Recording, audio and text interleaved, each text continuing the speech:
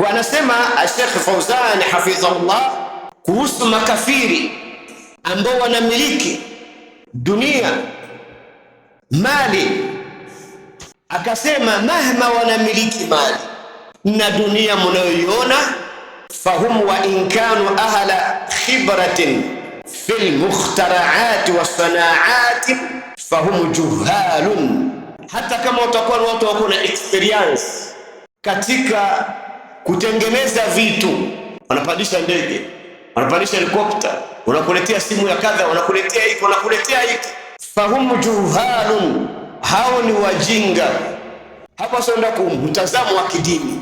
Fahum juhalun la yastahiquna an yusafu bil ilmi, hawana haki ya kusifika kwamba ni wajuzi, kusifika kiujuzi, lianna ilmahum lam yatajawaz dhahira alhayati dunya, sababu ilmu yao haijavuka maisha ya dunia dhahiri yake, kama Allah alivyowasifu, walakinna akthara an-nas la ya'lamun, na watu wengi hawana elimu, hawajui.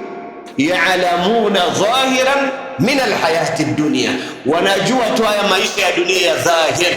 Ndio kuangalia, hii ndio mizani ya watu wengi, wanaangalia ni dhahir, anamiliki nini.